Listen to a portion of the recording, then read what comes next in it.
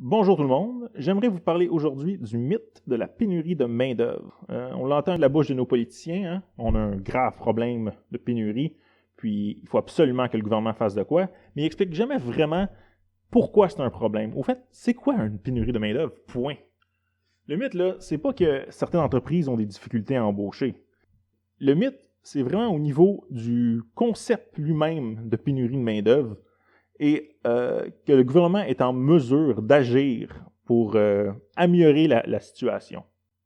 Le gros problème dans le débat sur la place publique concernant la pénurie de main-d'œuvre, c'est l'utilisation du mot pénurie. L'utilisation commune du mot comme « il y a une pénurie d'eau, on va tous mourir de soif », c'est pas exactement la même chose qu'une pénurie dans son sens économique. Une pénurie, c'est la situation pour laquelle la quantité demandée est plus grande que la quantité offerte au prix courant.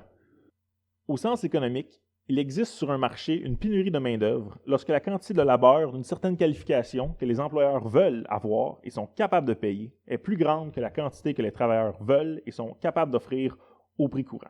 Plus simplement, le salaire de la main-d'œuvre est en dessous du prix d'équilibre. Encore plus simplement, les salaires offerts sont trop bas. Normalement, dans un marché libre, les forces du marché ils poussent naturellement le prix vers l'équilibre. Pour expliquer qu'est-ce qui cause une pénurie, il faut avoir un mécanisme pour expliquer pourquoi le prix resterait coincé en dessous du prix d'équilibre. Tu sais, c'est comique, là, c'est de l'économie, mais les politiciens ils trouvent toujours le moyen de parler longuement de pénurie sans parler de prix. Le point important, dans le fond, là, c'est qu'une pénurie de main-d'œuvre, c'est pas seulement qu'il y a des annonces de postes vacants. Alors, le schéma ici, il sert principalement à illustrer que pour calculer une pénurie sur un marché quelconque, il faut faire la différence entre la quantité demandée et la quantité offerte au prix de transaction. L'information qu'il y a une demande de labeur, c'est-à-dire des offres d'emploi, ce n'est pas suffisant pour calculer une pénurie. Si on veut vraiment analyser le marché de l'emploi, pourquoi on parle seulement des pénuries dans certains secteurs et on ne parle pas des surplus dans les autres?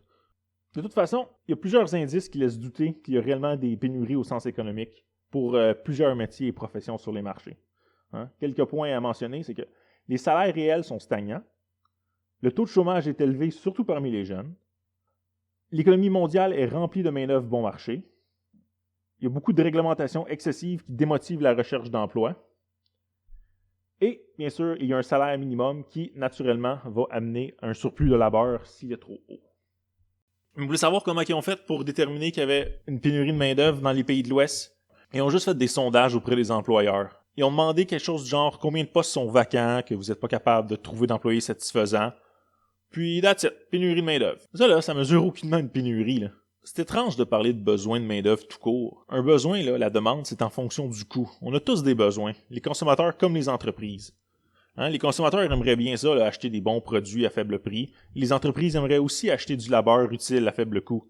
Mais on est en compétition. Les entreprises compétitionnent pour des clients et pour des employés. C'est sûr qu'ils aimeraient vendre une plus grande quantité de biens. C'est sûr qu'ils aimeraient avoir des meilleurs employés. Mais s'ils sont pires que la concurrence, ils vont vendre moins puis ils vont attirer moins de travailleurs. Si le produit d'une entreprise est mauvais, ils vont attirer moins de clients. Si les emplois offerts par une entreprise sont mauvais, ils vont attirer moins d'employés potentiels.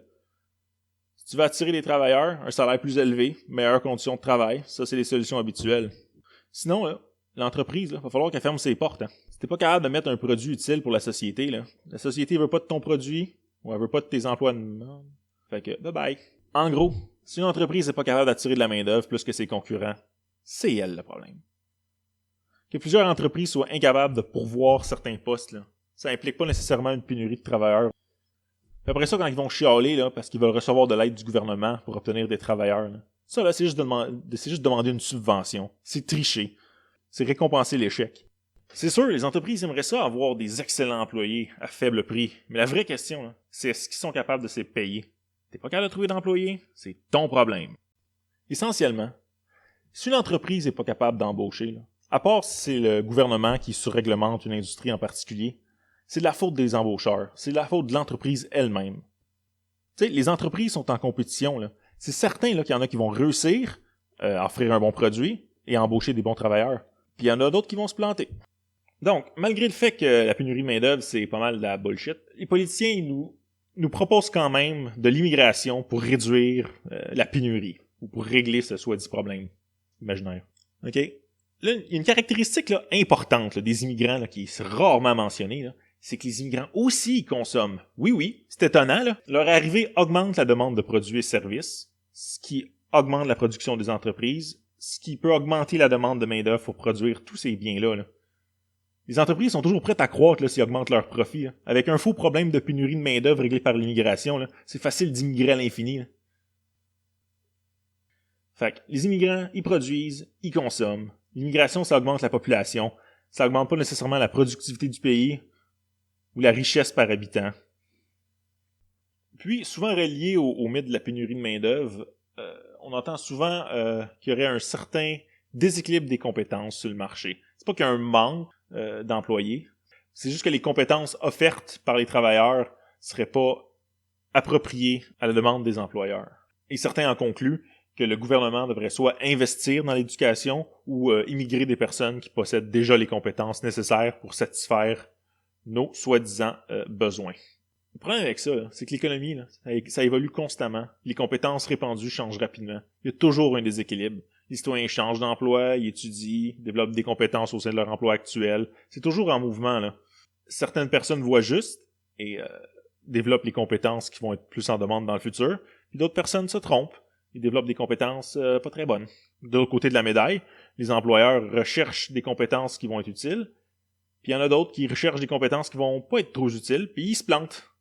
Mais s'il y a un déséquilibre des compétences, là, comment on est supposé d'évaluer quelles compétences sont désirables pour le pays? Il y a où le déséquilibre exactement? C'est-tu entre le talent des travailleurs et le besoin des entreprises? Entre le talent des travailleurs et le besoin du pays? Entre ce qui rend les employés heureux et ce qui rend les employeurs heureux? Dans une société libre, les citoyens sont libres, justement, de choisir des formations qui vont les satisfaire. C'est pas nécessairement celles qui vont être plus demandées par les employeurs ou qui vont amener une plus grande prospérité économique. Les employés ont en rien le devoir d'effectuer des formations qui vont satisfaire les employeurs. Et de leur côté, les employeurs n'ont aucunement l'obligation d'offrir la formation nécessaire. C'est une entente qui a à être faite entre les deux. Là. C'est un compromis. Là. C'est quand même drôle. Là. Au lieu de payer la formation ou d'attirer les travailleurs qualifiés, là, les entreprises, ils veulent que le gouvernement investisse dans l'éducation des emplois qui sont en demande par les entreprises elles-mêmes. C'est juste une subvention détournée, ça là. T'sais, les entreprises ont juste à payer au lieu de pleurnicher.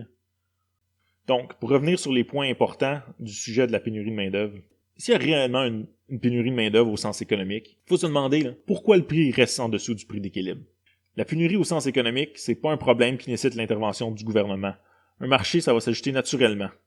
C'est pas parce que plusieurs entreprises sont pas capables de trouver des employés qu'il existe une pénurie de main-d'œuvre. Un problème d'embauche n'implique pas nécessairement une pénurie. Et le point final, le besoin d'une main-d'œuvre généralisée vendue par les politiciens, c'est un mythe. Probablement une excuse pour augmenter l'immigration.